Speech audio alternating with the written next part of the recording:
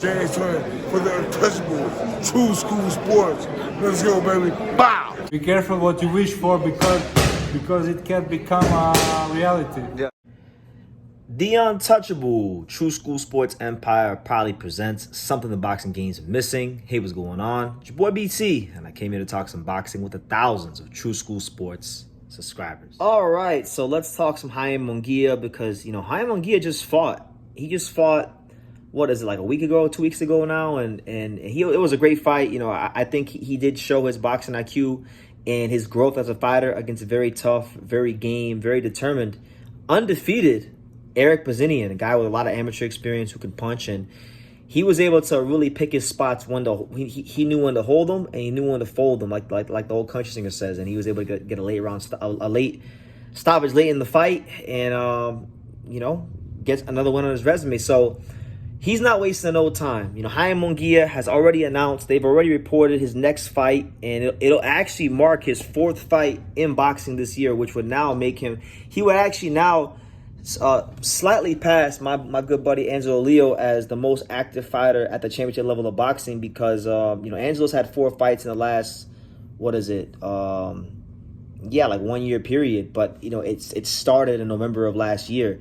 This will be Munguia's 4th fight of this calendar year in 2024.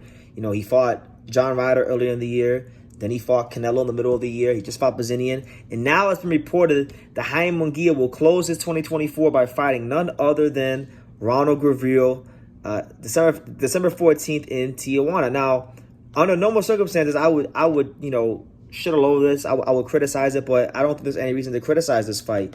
Munguia just fought Canelo. He just fought Eric Bazinian. He fought 2 really good fighters back-to-back, 2 high-ranked guys, the best guy in the division, and then another high-ranked guy in Bazinian. So, yeah, he's taking a step down, but what is Munguia doing? He's staying active. He's staying sharp, and he's fighting a guy in Gavril who, yes, Gavril, years ago, he had those fights at Benavidez. I actually thought he won the first fight with Benavidez. It was very close. Lost the rematch, and since then, since that fight, if you just go look at his career and what he's been up to since those fights, because that was the last time most people in boxing heard of Gavril. He hasn't really been like on a big stage since those fights, and we're talking now, those fights are 6 years ago now. But since that fight, he's on a 1, 2, 3, 4, 5, 6. He's in a 7-fight winning streak. He's fought pretty nondescript opposition. The only guy that I could say I know that he's fought in the last 6 years is Kayane Wheeler. And Kayane Wheeler, he was a fighter that on Pro Box, he fought Najee Lopez, who was another good prospect, gave him a good fight. Always gives fighters, good, tough fights.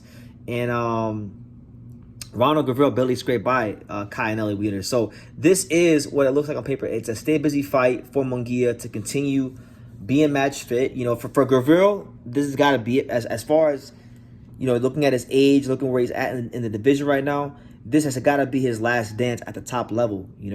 He's got to make this count, and he's gonna have to do it in very, very unfavorable circumstances. He's a Romanian fighter. There's not a whole lot of those in boxing, and he has to go to Mexico. He has to go to Tijuana, to go do this, and it's gonna be hard because look, you can say what you want about Munguia, but Munguia has improved as a fighter. He can now box. He's got tighter defense. He understands boxing on a round by round situational basis. He knows when to take a round off. He knows when to apply more pressure. And I think the Canelo experience has done wonders for him. I think the Bazinian fight will do wonders for him. And he's really rounded out into not just an exciting fighter, because Munguia for years was known as a guy that was a good TV fighter, a fun fighter to watch. But he's more than that now. He's truly a top world level fighter, and Gavril's gonna be up against it. But look, there's no reason to complain, because the reality is this: you can't expect Munguia to fight Berlanga. Berlanga is over there on a award tour for lasting the distance against Canelo and surviving.